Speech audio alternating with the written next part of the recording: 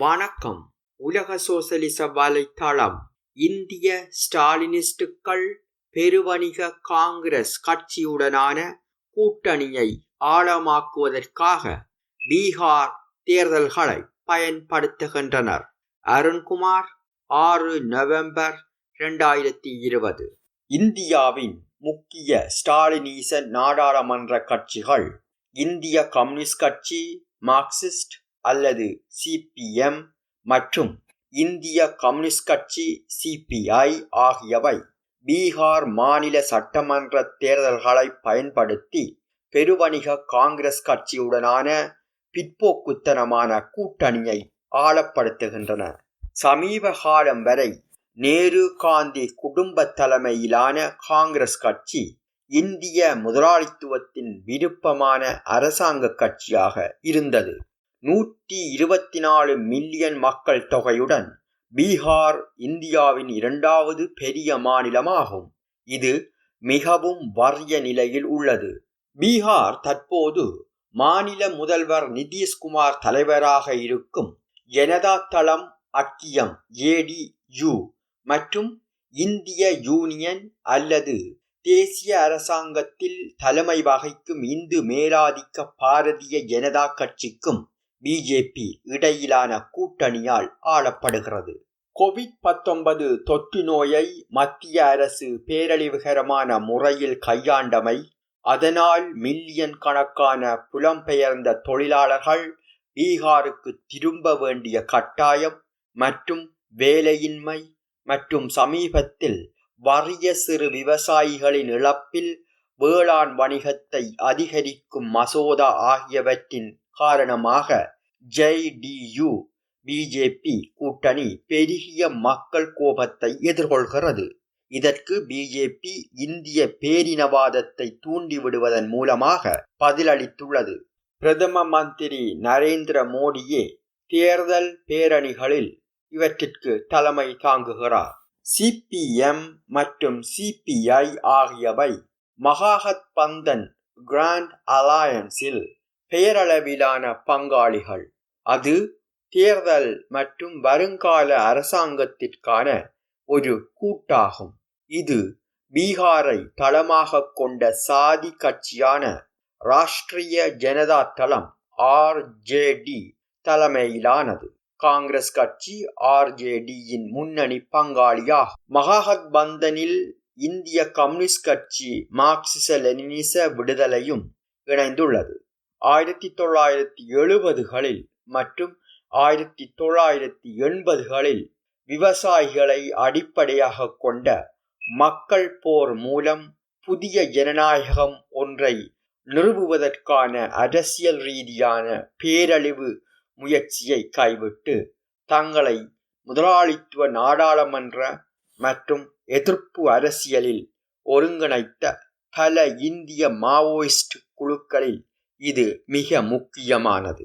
பீகாரின் கொடூரமாக ஒடுக்கப்பட்ட தலித் விவசாய தொழிலாளர்களின் பிரிவுகளின் போராட்டங்களை ஆதரிப்பதிலும் ஒழுங்கமைப்பதிலும் அதன் பங்கு இருப்பதால் CPIML விடுதலை பீகாரில் சிபிஎம் அல்லது சிபிஐயை விட பெரிய தேர்தல் தளத்தை கொண்டுள்ளது.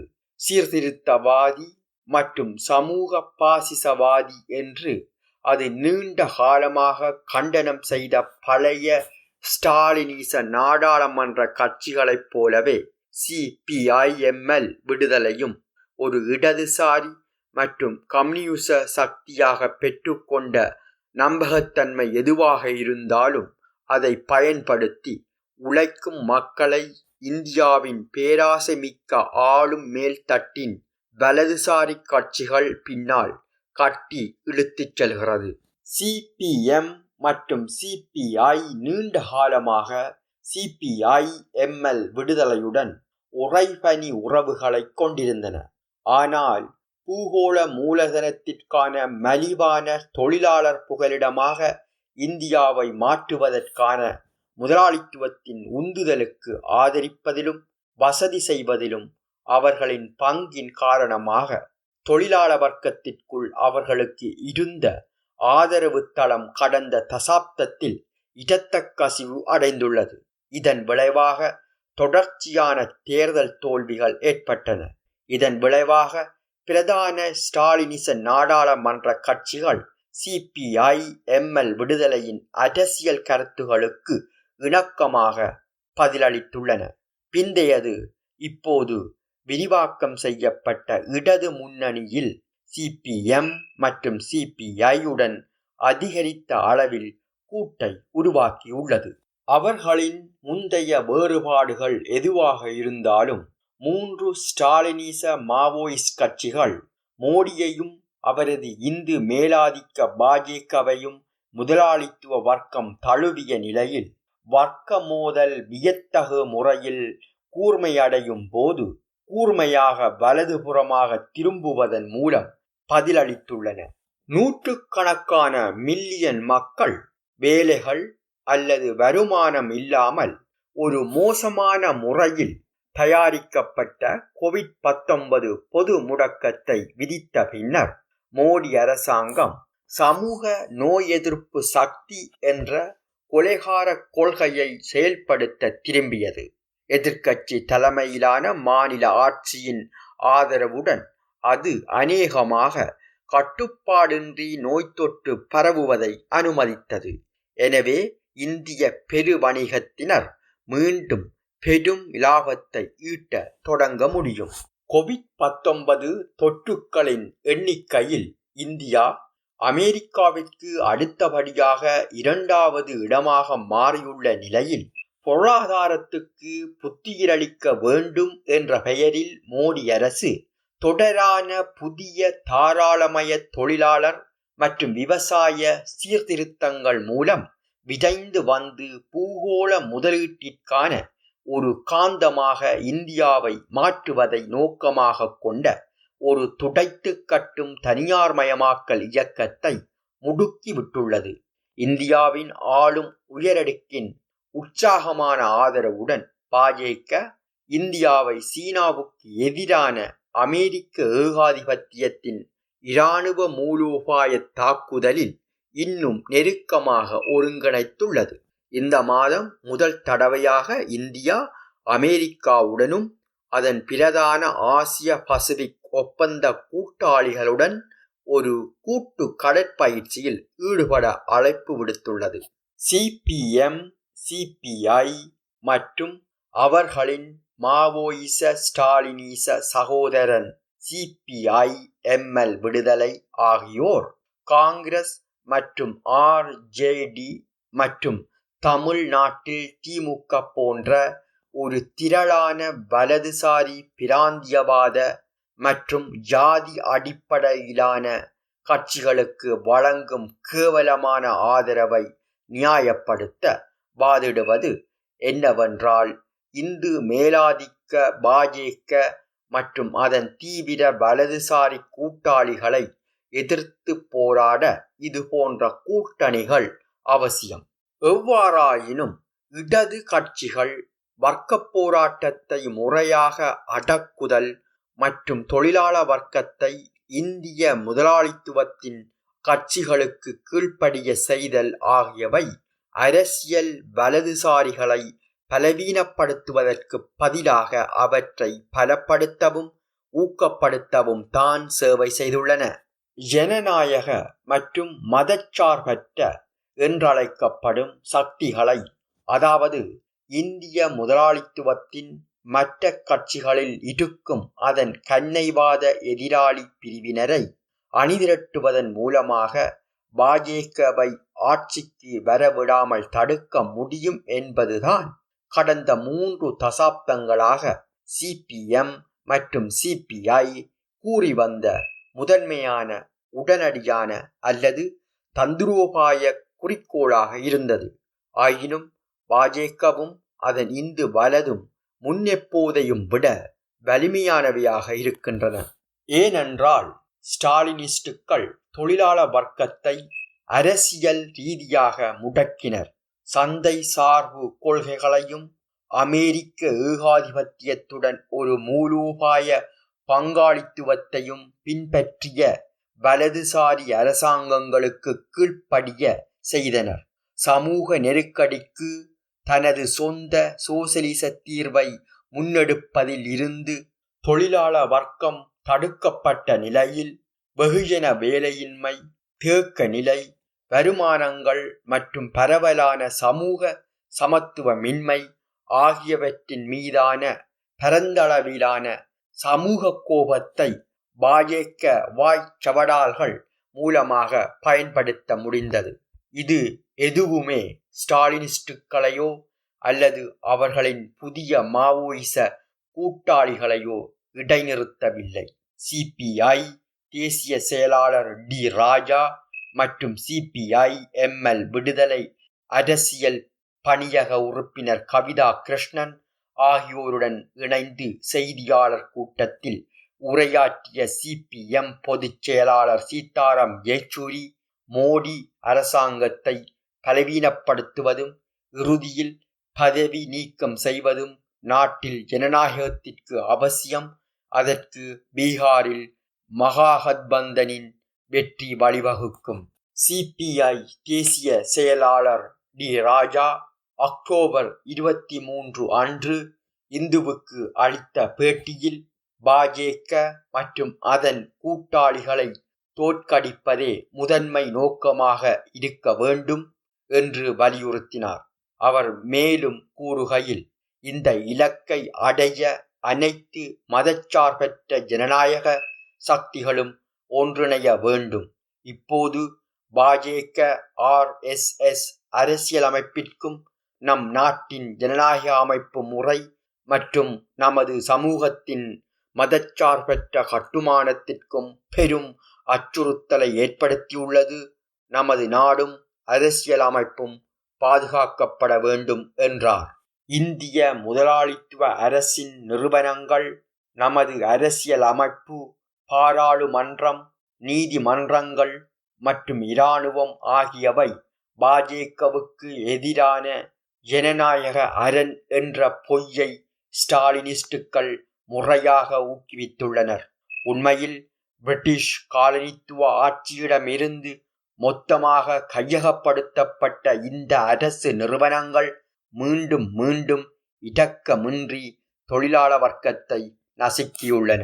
அதற்கும் மேலாக இந்திய முதலாளித்துவத்தின் பரிணாம வளர்ச்சி எப்போதும் வலதுபுறமாக செல்வதை அவை பிரதிபலிப்பதை செய்து காட்டி இன்னும் ஆழமாக வகுப்புவாதமயமாக்கிவிட்டன.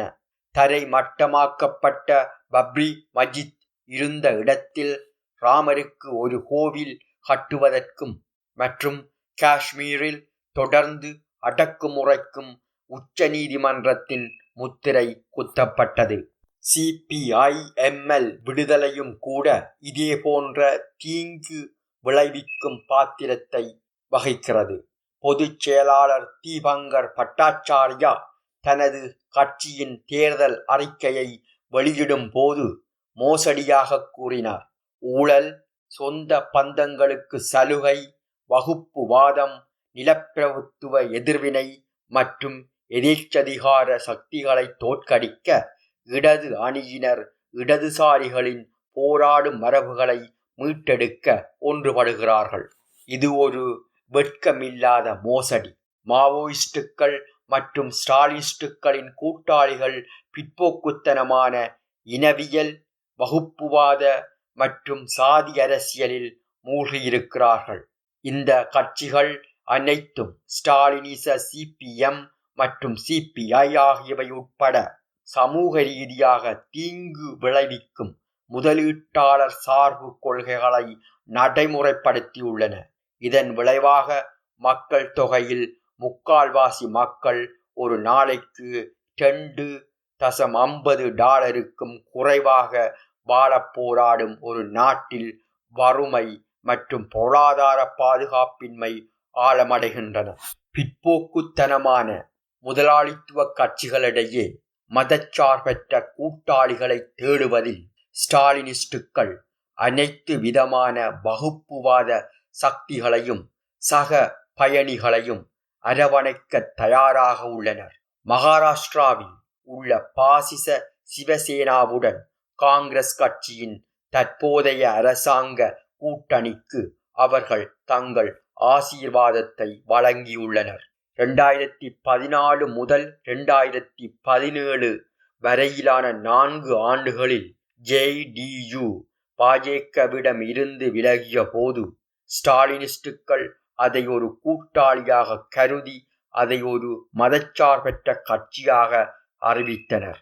அது 17 வருடங்களாக பாஜகவின் ஒரு முக்கிய கூட்டாளியாக இருந்தது என்பது ஒரு பொருட்டாக இல்லை. மகாகத்பந்தன் ஆட்சிக்கு வருமாயின் அது ஒரு வலதுசாரி முதலாளித்துவ அரசாங்கத்தை அமைக்கும்.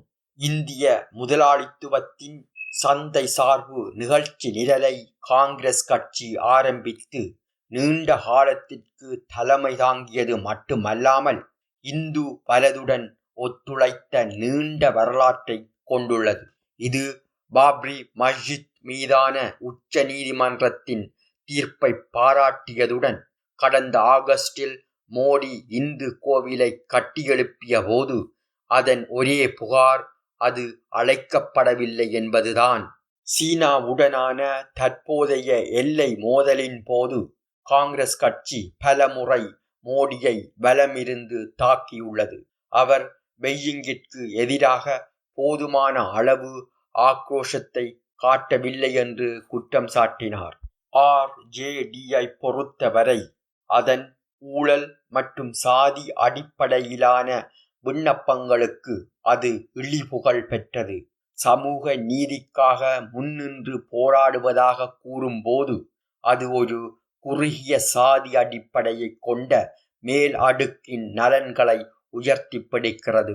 இடஒதுக்கீடு, கல்வி வாய்ப்புகள் மற்றும் அரசு துறை வேலைகளில் உறுதியான நடவடிக்கை மூலம் செல்வம் மற்றும் அதிகாரத்தை பெற்றுக்கொள்வதற்கு பரிமாற்றமாக இந்த மேல்தட்டு சமூக துயரங்களை அடக்குமுறை மூலம் கட்டுப்படுத்துவதில் மகிழ்ச்சி அடைகிறது. இதைத்தான் 1995 முதல் 2005 வரை பீகாரின் மாநில அரசுக்கு RJD தலைமை தாங்கிய போது செய்தது. பீகாரில் காங்கிரஸ் மற்றும் RJD உடனான ஸ்டாலினிஸ்டுகளின் தேர்தல் கூட்டணி தேசிய அளவில் காங்கிரஸ் மற்றும் பிற பிராந்திய முதலாளித்துவ கட்சிகளுடனான தங்கள் கூட்டணியை பலப்படுத்துவதற்கான ஒரு பரந்த முயற்சியின் ஒரு பகுதியாகும் என்பதற்கான மேலதிக அறிகுறியாக CPM மத்திய குழு அதன் அக்டோபர் 30-31 கூட்டத்திற்கு பிறகு ஒரு அறிக்கையை வெளியிட்டது. அது அடுத்த ஆண்டு 4 மாநிலங்களில் நடைபெறவுள்ள தேர்தலுக்கான கட்சியின் திட்டங்களை தீட்டியது. 34 ஆண்டுகளாக மாநில அரசுக்கு தலைமை தாங்கி 2011 முடிவடைந்த மேற்கு வங்கத்தில் CPM காங்கிரஸ் கட்சியுடன் இணைந்து தேர்தலில் போட்டியிடும் என்று அறிக்கையை உறுதிப்படுத்தியது. இது வடகிழக்கு மாநிலமான அசாமில் காங்கிரஸ் மற்றும் பிற மதச்சார்பற்ற கட்சிகளுடன் சேரும். தமிழகத்தில் திமுக தலைமையிலான எதிர்க்கட்சி கூட்டணியின் உறுப்பினராக CPM தேர்தலில் போட்டியிடும். பீகாரைப் போலவே இந்த கூட்டணியில் காங்கிரஸ் 2வது இடத்தில் உள்ளது. CPM தலைமையிலான இடது ஜனநாயக முன்னணி அரசாங்கத்திற்கு காங்கிரஸ் பிரதான எதிர்ப்பாக இருக்கும் கேரளாவில் மட்டுமே ஸ்டாலினிஸ்டுகள் இந்திய முதலாளித்துவத்தின் பாரம்பரிய ஆளும் கட்சிக்கு எதிராக பேரளவில் எதிர்ப்பார்கள்.